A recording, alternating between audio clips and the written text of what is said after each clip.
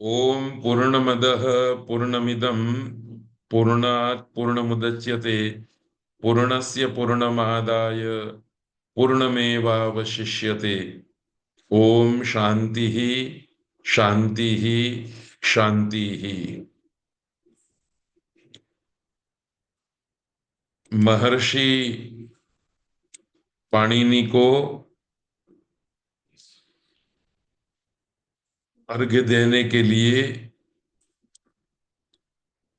अहमदाबाद की सुप्रसिद्ध संस्था महर्षि वेद विज्ञान एकेडमी के उपक्रम से गुजराती भाषा तथा प्राच्य विद्या के सुप्रतिष्ठित विद्वान स्वर्गीय प्रोफेसर भोगीलाल सांडेसरा की पुण्य स्मृति में उनके परिवार के द्वारा प्रायोजित अष्टाध्यायी अध्यापन के 84 घंटे के पाठ सत्र में फिर से एक बार आप सभी लोगों का हार्दिक स्वागत है।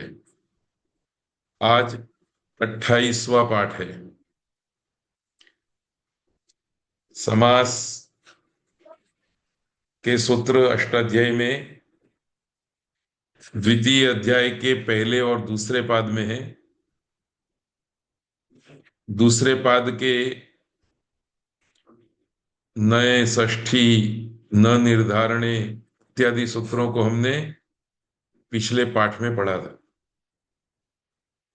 आज हम आगे के सूत्रों का पाठ करेंगे और पाद की समाप्ति तक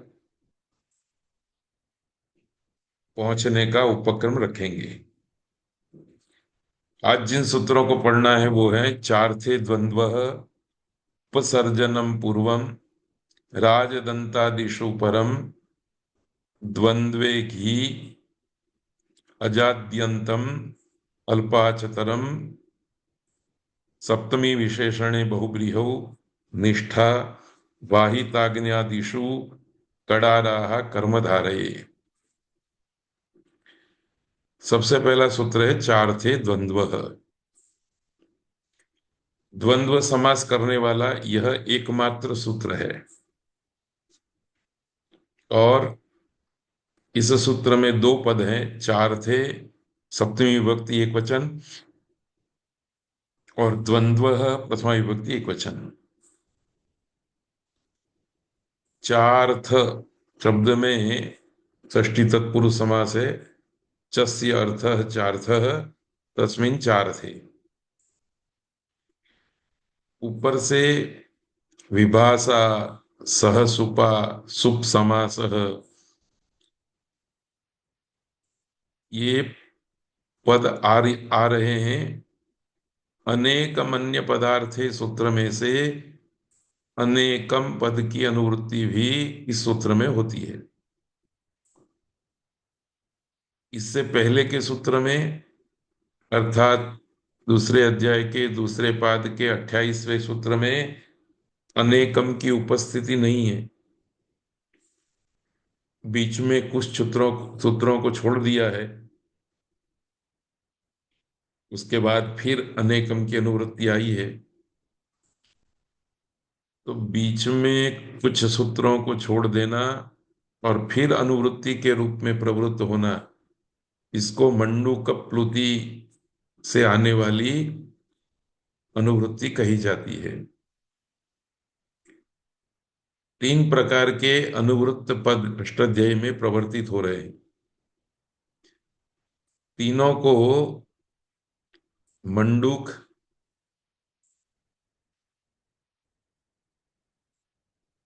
गंगा प्रवाह और सिंह तीन प्रतीकों से बताया गया है कि अनुवृत्त पद तीन प्रकार के हैं अष्टाध्यायी के अंदर। मंडूक प्लुति का मतलब यह है कि दो चार सूत्रों को छोड़ करके फिर पद उपस्थित रहेगा।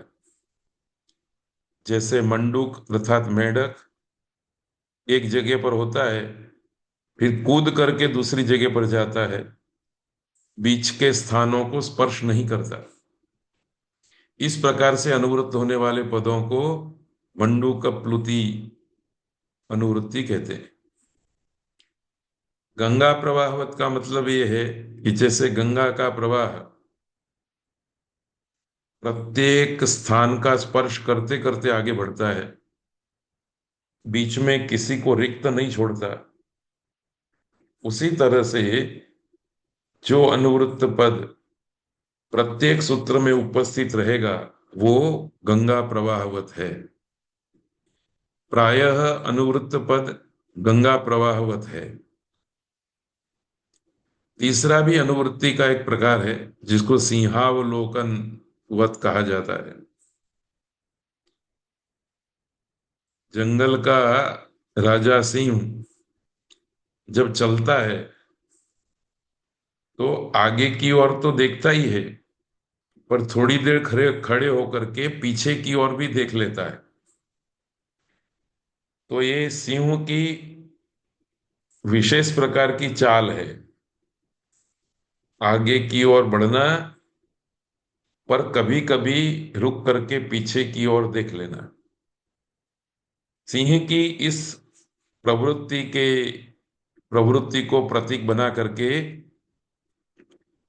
कुछ पद अनुवृत्ति के द्वारा नीचे के सूत्रों में तो आते ही हैं, पर कभी कभी वो ऊपर के सूत्रों में भी पीछे भी नजर कर लेते हैं, अपना मुंह मोड़ करके पीछे के सूत्र में भी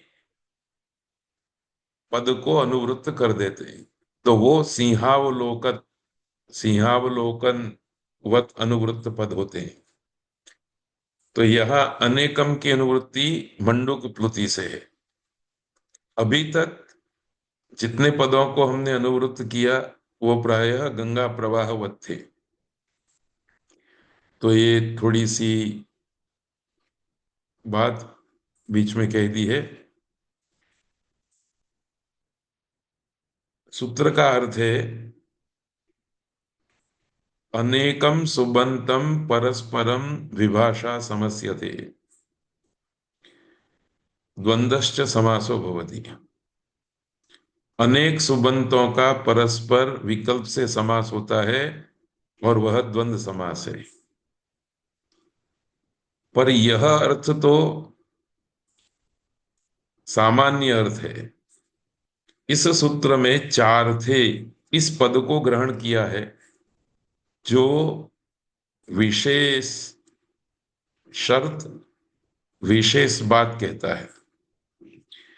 जिन अनेक सुबंतों का हमें परस्पर समास करना है वो सारे सुबंत पद च के अर्थ में वर्तमान होने चाहिए।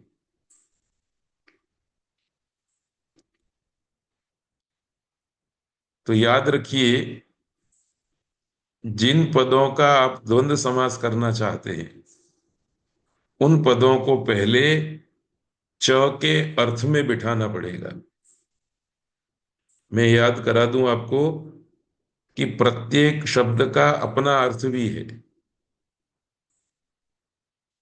पर अपने अर्थ के साथ साथ उस शब्द में च का अर्थ भी बिठा देना है। उस शब्द को च के अर्थ वाला भी बना देना है। जैसे आपने देखा अनेकम अन्य पदार्थे, इस सूत्र में बात तो यही थी कि अनेक सुबंतों का परस्पर विकल्प से समास होता है, पर किन अनेक सुबंतों का? जो अन्य पद के अर्थ में वर्तमान होते हैं।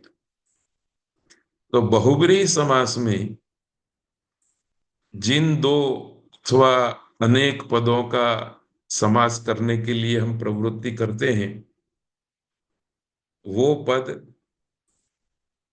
अपना अर्थ छोड़ करके अन्य पद के अर्थ में वर्तमान करने पड़ते हैं, तब जाकर के बहुब्रीहि समास होता है। ठीक उसी प्रकार से यह सूत्र भी कहता है कि अनेक सुबंतों का परस्पर समास हो जाएगा और वो द्वंद्व समास होगा। पर यदि आप द्वंद्व समास करना चाहते हैं तो जिन अनेक पदों का आपको समास करना है वो अनेक पद च के अर्थ में बिठाने पड़ेंगे।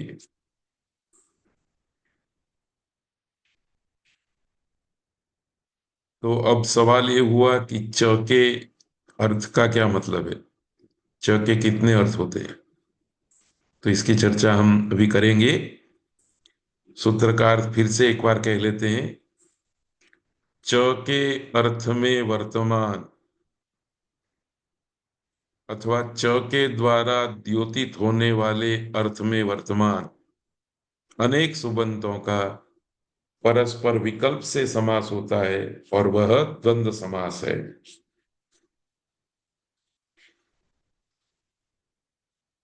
उदाहरण दिया जाता है रामश्च लक्ष्मणश्च इति राम लक्ष्मणौ। राम इस पद का, रामः इस पद का, लक्ष्मणः इस पद का द्वंद्व समास करने की हमने विवक्षा की। द्वंद्व समास कहने की विवक्षा की उसी समय राम को भी हमने च के अर्थ में रखा, लक्ष्मण को भी हमने च के अर्थ में रखा और च के अर्थ में बैठे हुए राम और लक्ष्मण का समास होकर के राम लक्ष्मणौ बना। इसका सीधा सा अर्थ यह है कि राम का एक अर्थ दशरथ के पुत्र हैं, लक्ष्मण का एक अर्थ राम का छोटा भाई है, पर राम और लक्ष्मण इन दोनों पदों में च का अर्थ भी छिपा हुआ है। क्या है वह च का अर्थ, वो देखने के लिए, वो समझने के लिए आगे बढ़ते हैं। ध्यातव्य है कि च अव्यय चार अर्थों का द्योतक है, अर्थात च के चार अर्थ है।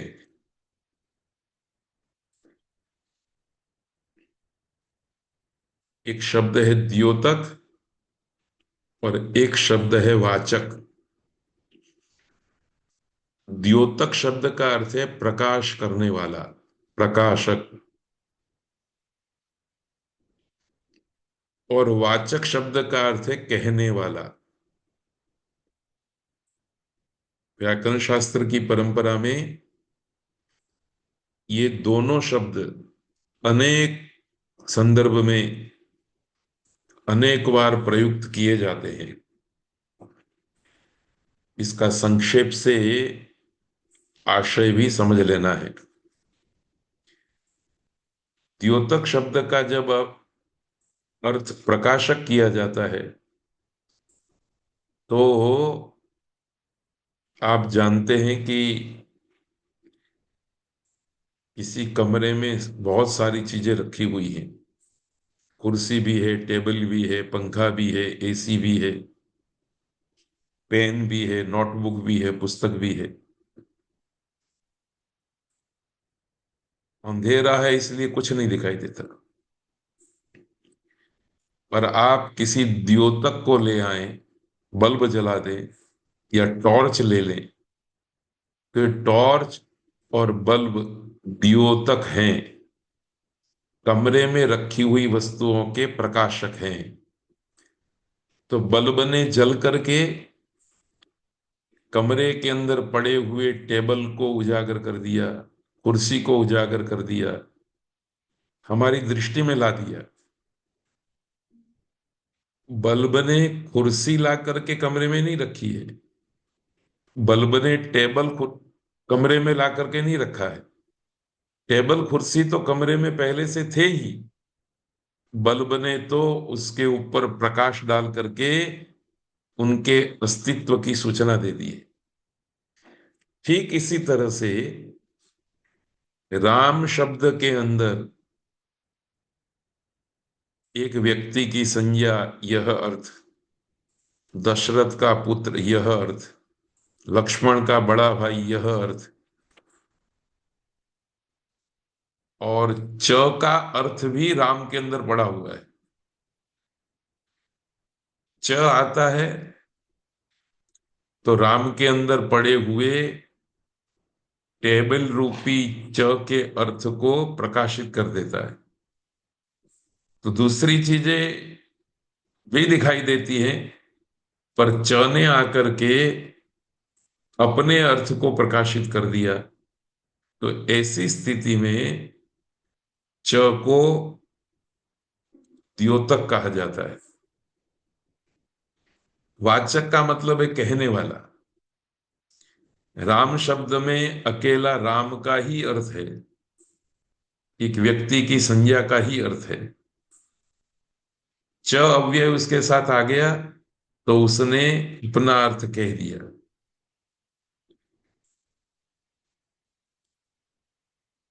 तो च ने अपना अर्थ कह दिया, इसलिए च वाचक बन गया।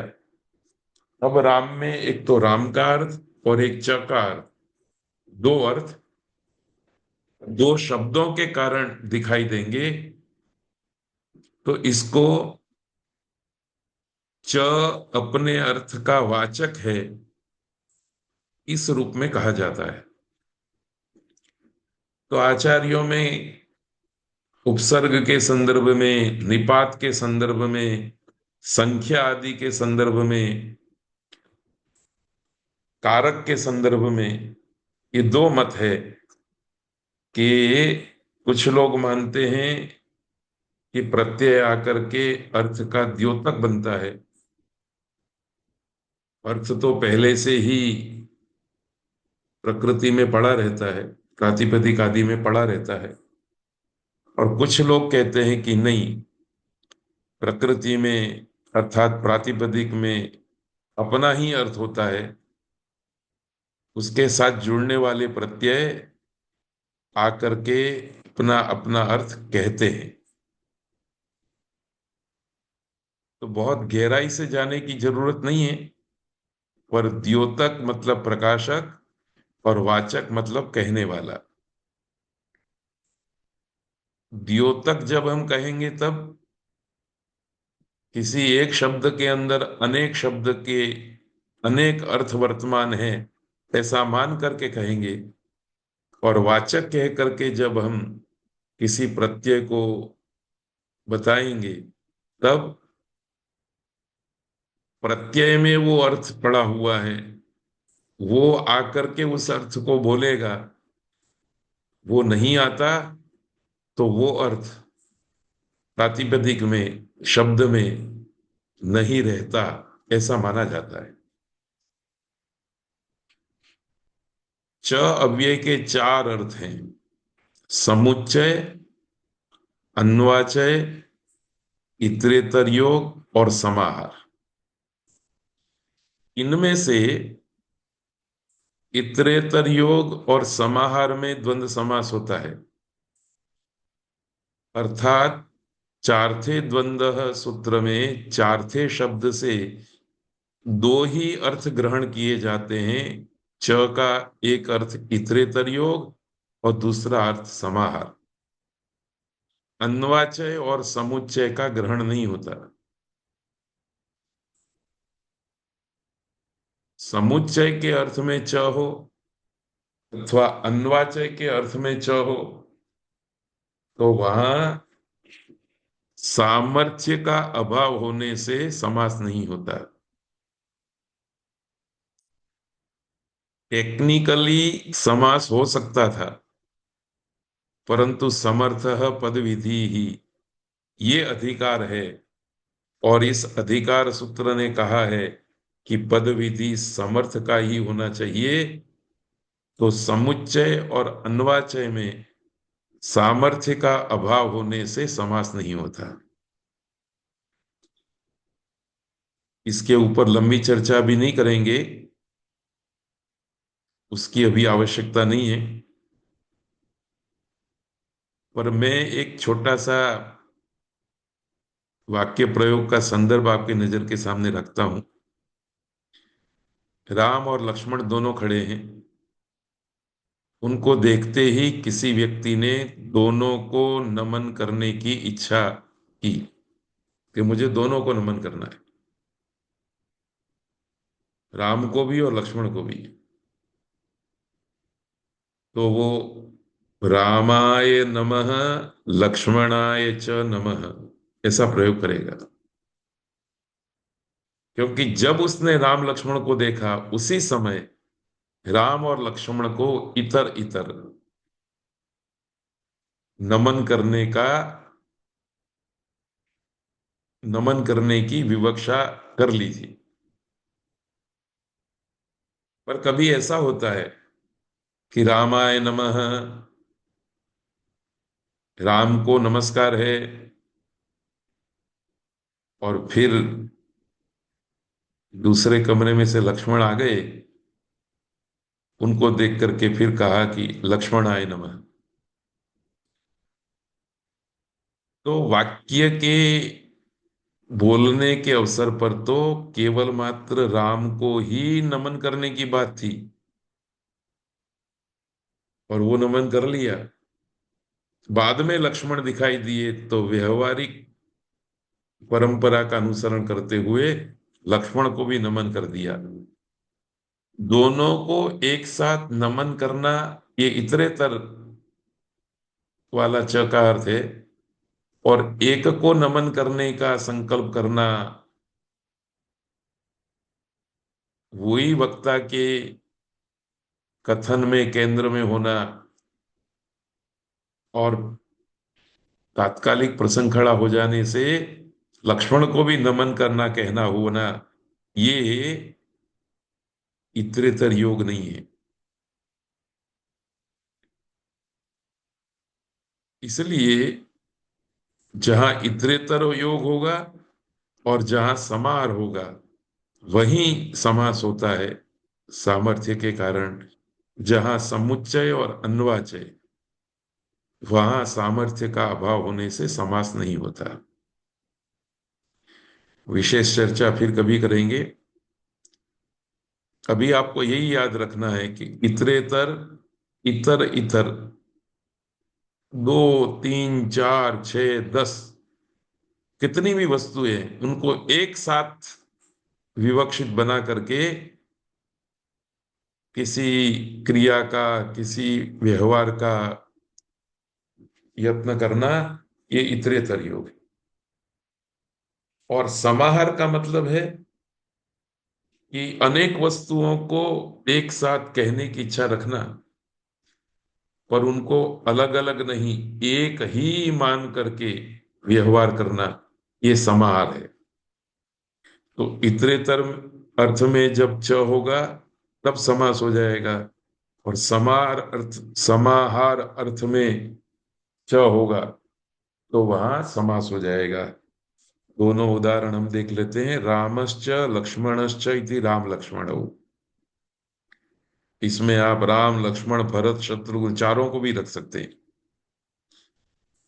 पर आपने राम लक्ष्मण भरत तीनों को तो नमन करने की सोच ली, शत्रुघ्न तो उस समय थे ही नहीं। पर तीनों को नमन कर लिया और अचानक शत्रुघ्न आ गए और शत्रुघ्न को भी नमन किया, तो शत्रुघ्न जो है वो इतरेतर योग में नहीं आएंगे। ये बात आपको याद रखनी है। तो उनका इसके साथ समास नहीं होगा, राम लक्ष्मण भरत का समास हो जाएगा। पाणी च पादौ च, हाथ और पैर दोनों अलग अलग हैं, पर वक्ता ने इन दोनों को एक ही साथ कहने की विवक्षा की, उनका समाहार कर लिया। दो होते हुए भी दोनों को एक मान लिया, तब च का प्रयोग होता है, तब च का अर्थ होता है समाहार, और समाहार में भी द्वंद्व समास हो जाता है। पाणी च पादौ च पाणी पादम। अभी रूप सिद्धि की प्रक्रिया हमने टाली हुई है, केवल मात्र 23वें व्याख्यान में रूप सिद्धि की प्रक्रिया के 2 सोपान हमने पढ़े हैं, बाकी के बाकी रखे हैं, शेष रखे हैं। इसलिए राम लक्ष्मणों और पाणिपादम के रूप सिद्धि की प्रक्रिया नहीं करेंगे, पूरी प्रक्रिया नहीं करेंगे। पर आप देखिए राम लक्ष्मणों में द्विवचन है और पाणिपादम में एक वचन है। यह भी किसी संज्ञा का फल है। पाणिपादम में एक वचन हो गया, पाणी और पाद दो होने पर भी। और पाद शब्द पुल्लिंग का है संस्कृत में, फिर भी द्वंद्व समास करने पर नपुंसकलिंग हो गया।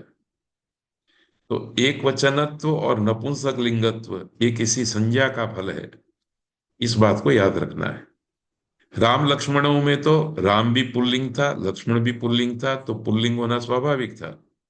राम एक है, लक्ष्मण है एक है, दो होने से द्विवचन करना स्वाभाविक था। तो राम लक्ष्मणों में कोई अतिरिक्त संज्ञा की व्यवस्था नहीं है, इसलिए कोई अतिरिक्त फल भी नहीं है।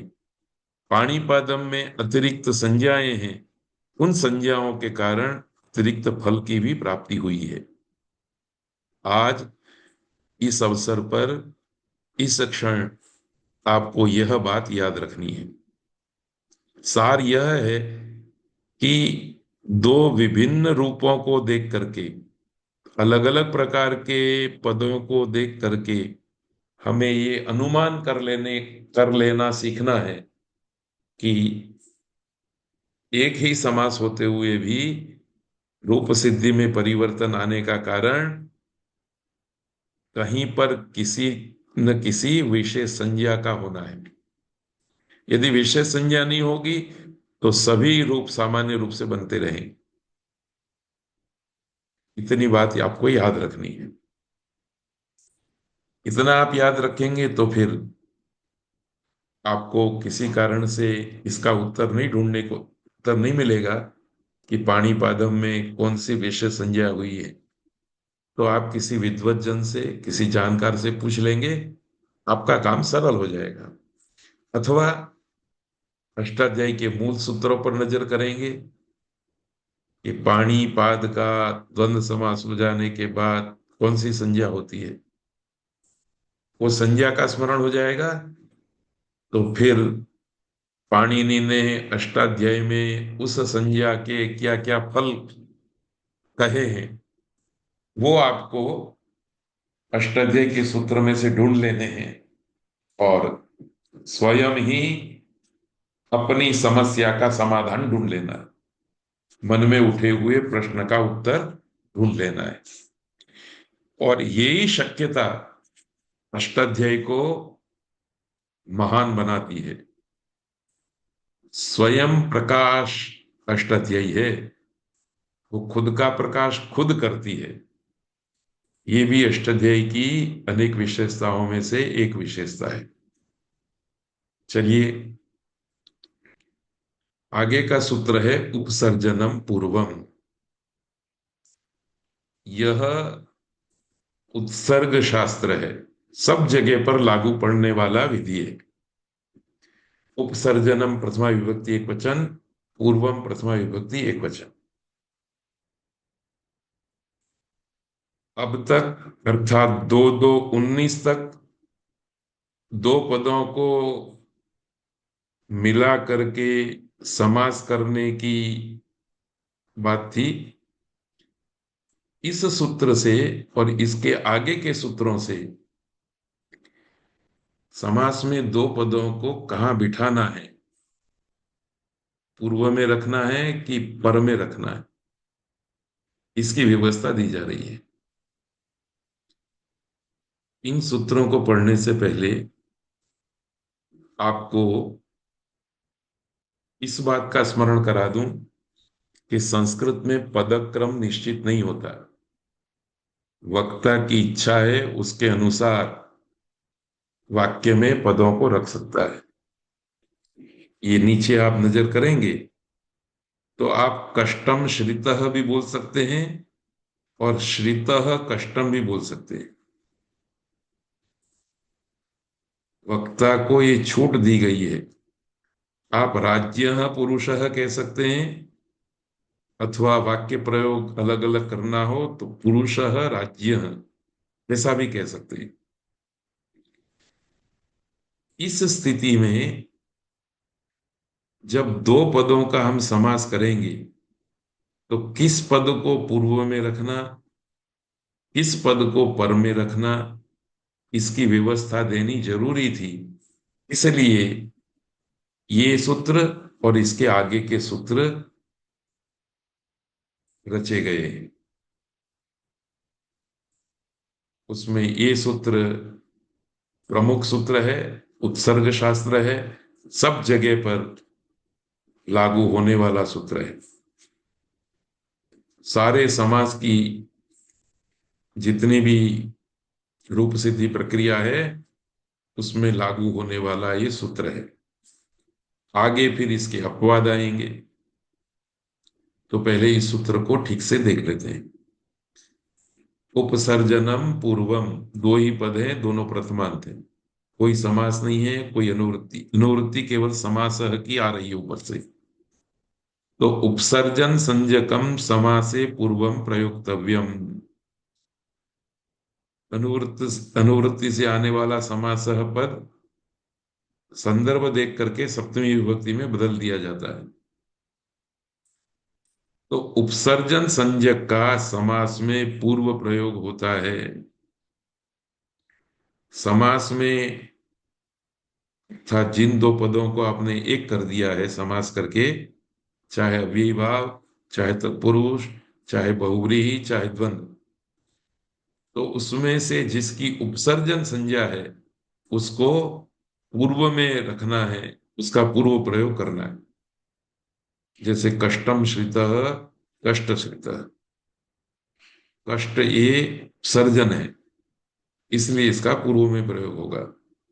राज्य ये उपसर्जन है, इसलिए इसका पूर्व प्रयोग होगा। समास न करके विग्रह वाक्य के रूप में आप मुक्त हैं, कष्टम श्रितः बोले अथवा श्रितः कष्टम बोले, उसमें कोई दिक्कत नहीं है, सुनने वाला अपने आप अन्वय कर लेगा।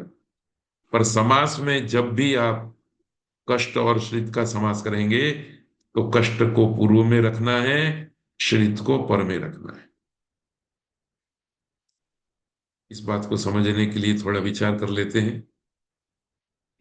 प्रथमा निर्दिष्टम समास उपसर्जनम, इस संज्ञा सूत्र को हम पहले अध्याय के दूसरे पाद में पढ़ करके आए। इस सूत्र का अर्थ है समास विधायक सूत्र में प्रथमा विभक्ति से निर्दिष्ट पद की उपसर्जन संज्ञा होती है। तो अब तक जो हमने सूत्र पढ़े हैं उन सूत्रों में पदच्छेद भी किया है। पदच्छेद करते समय जो जो पद प्रथमा विभक्ति वाले हैं वो प्रथमा विभक्ति वाले पद उपसर्जन है। जैसे अव्ययीभाव समास में सूत्र था अव्ययम विभक्ति वगैरह वगैरह, तो उसमें अव्ययम ये प्रथमा विभक्ति वाला रूप था। द्वितीय तत्पुरुष में द्वितीयाश्रिताति, इस सूत्र में द्वितीय प्रथमा विभक्ति वाला पद था। तृतीय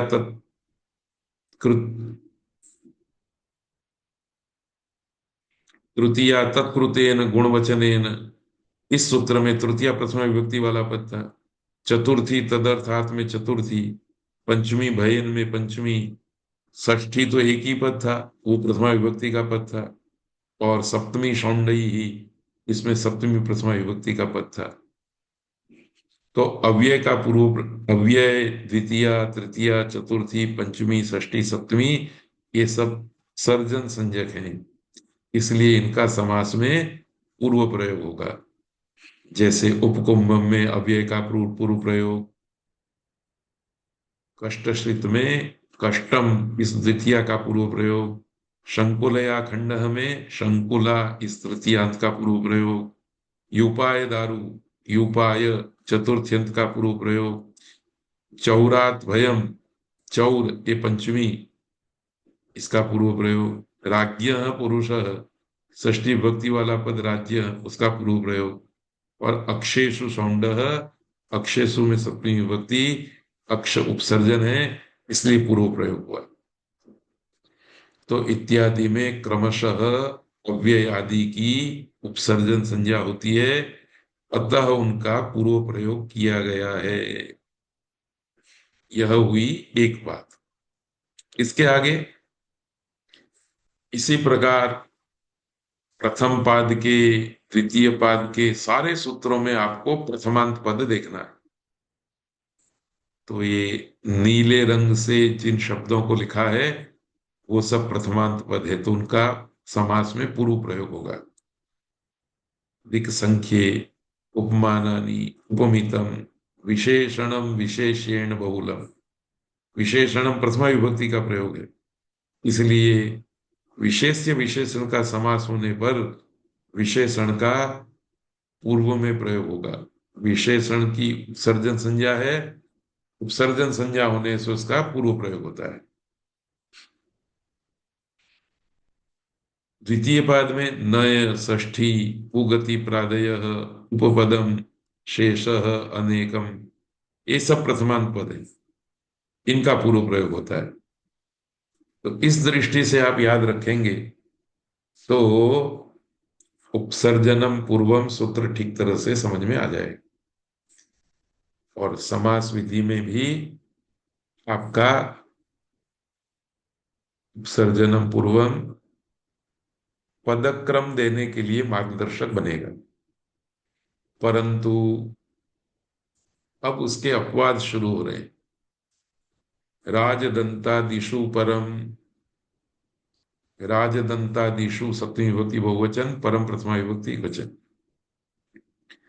सूत्र का अर्थ है राजदंत आदि, अर्थात राजदंत एक प्रकार का गण है, उसमें कई शब्दों का आचार्य पाणिनि ने उपदेश किया है अपने गणपाठ नाम के ग्रंथ में। तो राजदंत गण के अंदर जिन शब्दों का पाठ किया गया है उसमें उपसर्जन संज्ञक का पूर्व प्रयोग नहीं होता, परंतु पर प्रयोग होता है। उदाहरण है दंतानाम राजा राजदंतः, तो राज्ञः पुरुषः, ऐसा उदाहरण था। आगे देख गए राज्ञः षष्ठी विभक्ति, तो षष्ठी विभक्ति का पूर्व में प्रयोग होता है, इसलिए राजपुरुषः शब्द बनता है। पर राजदंतादि गण के अंदर राजदंत शब्द का प्रयोग होने से दंतानाम राजा राजदंतः, दंतानाम का पूर्व प्रयोग नहीं हुआ, राजा का पूर्व प्रयोग हुआ, दंतानाम का पर प्रयोग हुआ। तो राजदंतः इसका अर्थ है दांतों का राजा। मनुष्य के मुख कमल में आगे के जो चार दांत हैं, नीचे और ऊपर के, उनको राजदंत कहा गया है। सौंदर्य के हिसाब से वो दांतों के राजा है।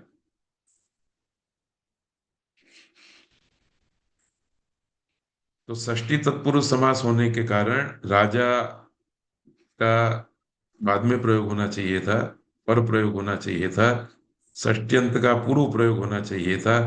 इस सूत्र ने पर प्रयोग की बात कही। इसी प्रकार से दूसरा सूत्र है द्वंद्वे घी। द्वंद्व समास के अंदर घी संज्ञक पदों का पूर्व में प्रयोग होता है।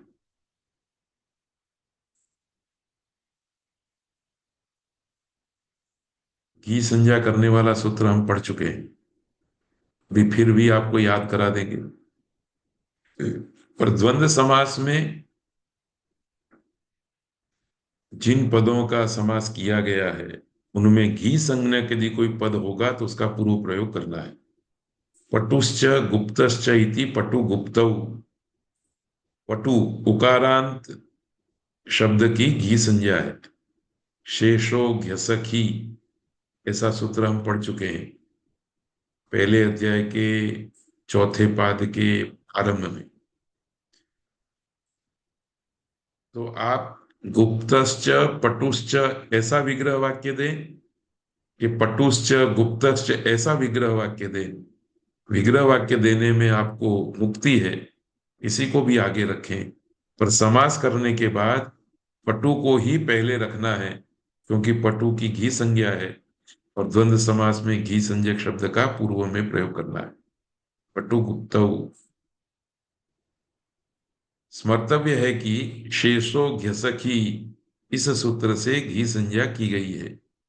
यहाँ पटु तथा मृदु जैसे शब्दों की घी संज्ञा है। अतः द्वंद्व समास में जब भी इन शब्दों का प्रयोग होगा पूर्व में ही प्रयोग होगा।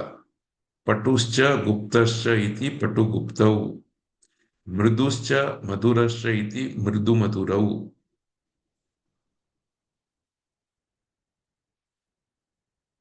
कोई वस्तु मृदु भी है, कोमल भी है और मधुर भी है, तो वाक्य के स्तर पर अथवा विग्रह वाक्य के स्तर पर आप कोई भी क्रम दे सकते हैं। मधुर भी है और कोमल भी है, कोमल भी है और मधुर भी है।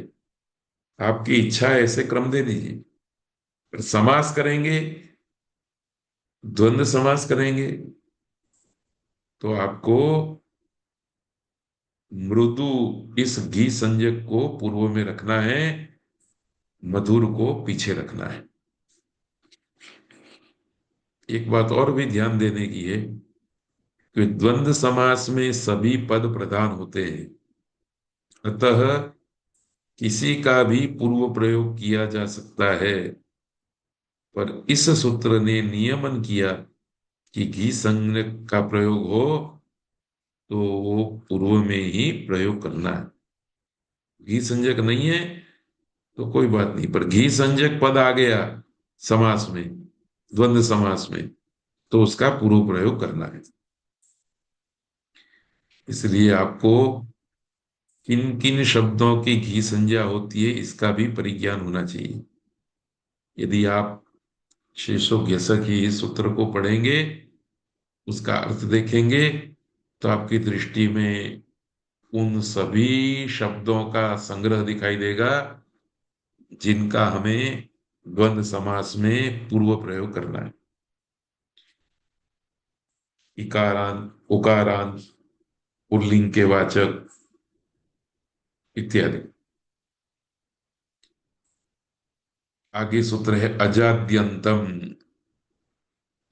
अजाद्यंतम एक ही पद है, पर इसमें समास थोड़ा ध्यान से देखने जैसा है। अच आदिर यस्य स अजादि। तत् किया है इसलिए नपुंसक लिंग का है। बहुब्री समास है इसलिए यस्य की जगह पर आप यस्या स्त्रीलिंग पे प्रयोग कर सकते हैं, और नपुंसक लिंग का यस का भी, यस्य का भी प्रयोग कर सकते हैं, जो यहाँ किया गया है। तो अजादि शब्द नपुंसक लिंग में है, इसीलिए विसर्ग आदि नहीं रखा है। अत अंते यस्य तत् अदंतम। अत जिसके अंत में है उसको अदंत कहा जाता है। ऐसे स्थलों को सुन करके हमें तुरंत स्मरण हो जाना चाहिए कि यहाँ अ के साथ त रखा है। तपरस तत्कालस्य, ऐसा एक परिभाषा सूत्र हम पढ़ करके आए हैं पहले अध्याय के पहले पाद के अंतिम भाग में। वो ये कहता है कि जिस अच वर्ण के बाद क वर्ण पड़ा हो, वह अचवर्ण अपने ही सवर्णियों का ग्रहण कराता है। अर्थात त के साथ पड़ा हुआ अ ह्रस्व अ का ग्रहण कराता है। ह्रस्व अ के 6 भेद हैं, 6 भेदों का ग्रहण हो जाएगा, और बाकी के दीर्घ और प्लुत उनका ग्रहण नहीं होगा। तो इस तरह से पहले पढ़े हुए सूत्र परिभाषा सूत्र, अतिदेश सूत्र, संज्ञा सूत्र, किस जगह पर कैसे हमको याद करने हैं, ये भी हमें सीख लेना है। तो जब भी मैं अंते यस्य तद अदंतम ऐसा समास करूंगा, उसी समय मेरे मन में तत्परस तत्काल से सूत्र का प्रकाश होने लगेगा, वो ट्यूबलाइट जलने लगेगी मेरे मन में। आपके मन में भी जब ये प्रकाश होने लगेगा, समझ लेना अष्टाध्यायी में अब हमारा प्रवेश हो गया है। अजादि चादह अदंतम च अजाद्यंतम, जो अजादि है और वो ही अदंत है, उसको अजाद्यंत कहते हैं। तो समास थोड़ा विशेष है। आदि में अच होना चाहिए और अंत में अ होना चाहिए, ह्रस्व। ऐसे शब्दों का द्वंद्व समास में पूर्व प्रयोग किया जाता है। द्वंद्व समास में अजादि अदंत दोनों शर्तें एक ही शब्द में घटनी चाहिए, उनका पूर्व में प्रयोग होता है। जैसे उष्ट्रश्च खरश्च, ऊंट और गधा, दोनों का द्वंद्व समास किया। तो उष्ट्र शब्द अकारांत है, अदंत है और अजादि भी है, इसलिए उष्ट्र का पूर्व प्रयोग होगा। आप विग्रह वाक्य खरश्च उष्ट्रश्च कहें या उष्ट्रश्च खरश्च कहें, विग्रह वाक्य में आप आगे पीछे रख सकते हैं, परंतु समास में तो आपको उष्ट्र को आगे रखना है। तो ये बात आपको याद रखनी है। ये बात हमने कर दी है, फिर भी हम याद करा देते हैं। द्वंद्व समास दो पदों का तथा अनेक पदों का भी होता है। जहां दो पद होंगे वहां इस सूत्र से किया गया विधि लागू होगा, परंतु जहां एक साथ अनेक पद होंगे और द्वंद्व समास किया गया होगा, तो वहां इस सूत्र का विधि लागू नहीं होता है। इसलिए पाणिनीय व्याकरण परंपरा में ये वचन प्रसिद्ध है, बहुषु अनियमः। अर्थात इतरेतर द्वंद्व समास में बहुत सारे पदों का जब द्वंद्व समास किया जाएगा, तब किसको पूर्व में रखना, किसको पर में रखना है, ये सब अनियम है, उसका कोई नियम नहीं है। तो तीन पद हम ले आए, उष्ट्रः च रथः च इंद्रः च। तो आप किसी भी पद को कहीं पर भी रख सकते हैं। उष्ट्र रथेन्द्राः, उष्ट्रः च रथः च इंद्रः च, इंद्र रथोष्ट्राः। तीसरा भी एक विग्रह वाक्य तो एक ही रहेगा, उष्ट्रः च रथः च इंद्रः च। तीसरी स्थिति बनेगी रथोष्ट्र रथोष्ट्रेन्द्राः। रथो उष्ट ऊ का ऊ हमें आ गया, रथोष्ट्र ई ट्र के साथ जुड़ गया, रथोष्ट्रेन्द्राः। तो इस प्रकार से अनेकों का जब द्वंद्व समास होगा तो वहां कोई नियम लागू नहीं पड़ता। विग्रह वाक्य आप किसी भी तरह से दीजिए, उसी तरह से समास में भी पद रख दिए जाएंगे, इसमें कोई नियम नहीं। अल्पाचतरम, यह भी द्वंद्व समास के लिए स्मरणीय सूत्र है। अल्पाच, अल्प और अच का बहुब्री समास हुआ। जिसमें अल्प अच है उसको अल्पाच कहते हैं। अल्प मतलब थोड़े। अब एक अल्पाच है और दूसरा अल्पाच है, दोनों की तुलना करने पर किसी एक पर अंगुली रख करके कहा कि इन दोनों में यह अधिक अल्पाच है, तो उस बात को कहने के लिए, उस अतिशय अर्थ को कहने के लिए तर प्रत्यय आता है अल्पाचतरम। तो दो अल्पाचों की सत्ता, उनमें परस्पर देखने पर अतिशय अल्पाच कौन है, उसको अल्पाचतर कहेंगे। उदाहरण से बात समझ में आएगी। पहले तो सूत्र का अर्थ देख लेते हैं। द्वंद्व समास में अल्पाचतर शब्द का पूर्व में प्रयोग किया जाता है।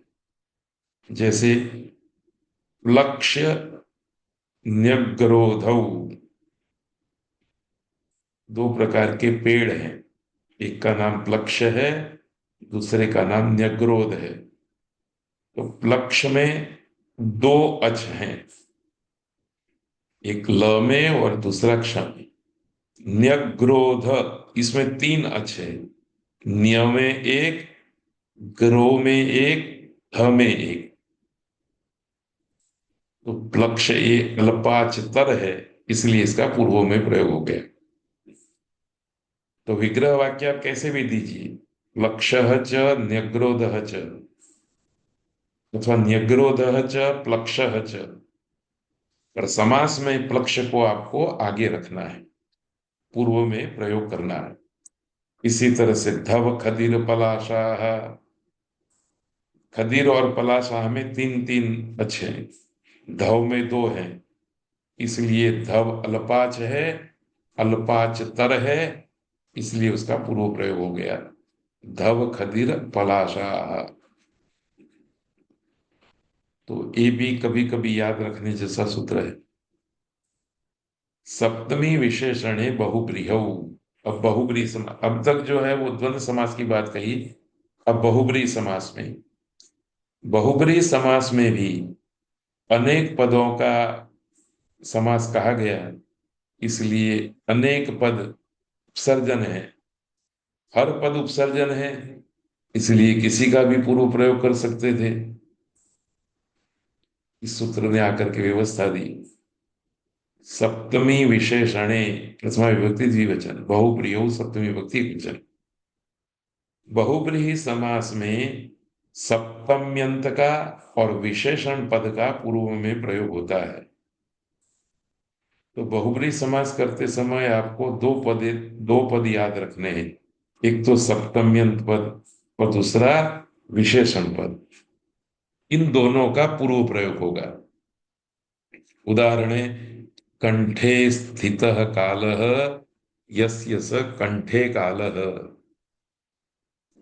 तो कंठे में सप्तमी विभक्ति है, इसका पूर्व प्रयोग होगा। चित्राः गावः यस्य स चित्रः, गावः का चित्राः विशेषण है, चित्रा विशेषण का और गावः का समास हो गया, विशेषण पूर्व प्रयोग रहेगा, चित्रगु। तो ये सूत्र भी बहुब्रीहि समास के लिए ध्यातव्य है।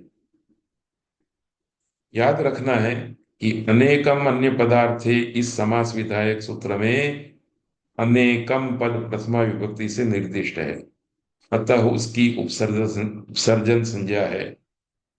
प्रथमा निर्दिष्टम समास उपसर्जनम। आज इस सूत्र की चर्चा दो बार हमने कर ही ली है। इसलिए जिन अनेक सुबंतों का बहुब्रीहि समास होता है, वे सभी पद उपसर्जन संज्ञक होते हैं।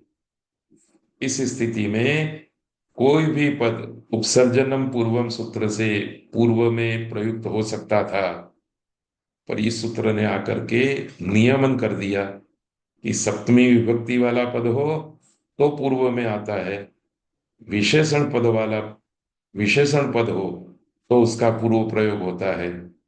जैसे कि कंठे कालः चित्रगुः, इसमें विशेषण वाले पदों का आपको ध्यान रखना है।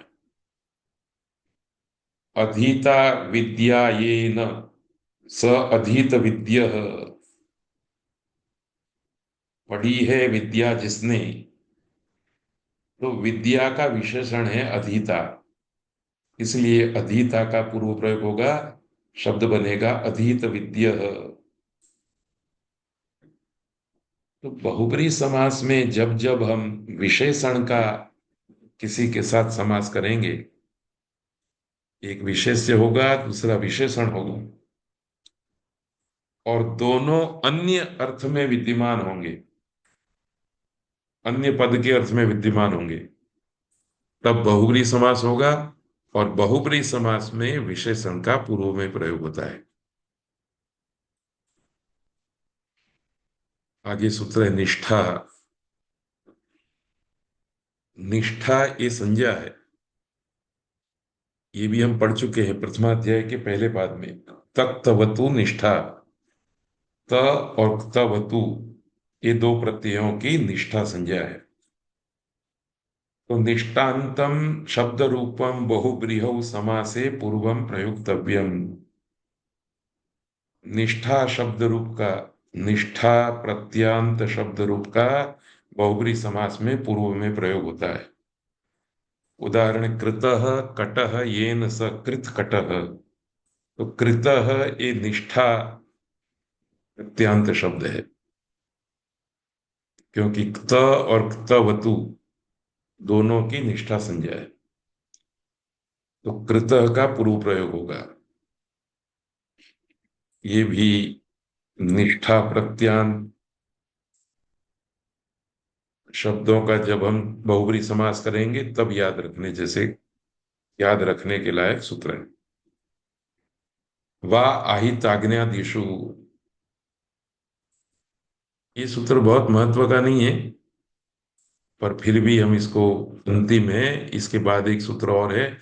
ये दोनों सूत्र भाषा में बहुत प्रयोग होने प्रयोग होने वाले बहुत सारे शब्दों का सिद्धि नहीं करते हैं, पर फिर भी अंतिम है इसलिए हम पढ़ लेते हैं। आहिताग्न्यादिषु निष्ठान्तम शब्द रूपम बहुब्रीहौ समासे पूर्वम वा प्रयोक्तव्यम। आहिताग्नि जैसे शब्दों में निष्ठांत शब्द रूप बहुब्रीहि समास में विकल्प से पूर्व में आएगा। अर्थात वक्ता चाहे तो पूर्व में प्रयोग करेगा, वैकल्पिक रूप में पर प्रयोग भी कर सकता है। पर याद रखना है कि आहिताग्नि गण में पठित शब्दों में ही ये नियम लागू होगा, सब जगह पर नहीं। उदाहरण है आहिताग्नि ही, आहितः अग्नि ही येन स आहिताग्नि ही, इस तरह से बहुब्रीहि समास हुआ है। तो अग्नि ही ये विशेष्य है और आहितः ये विशेषण है।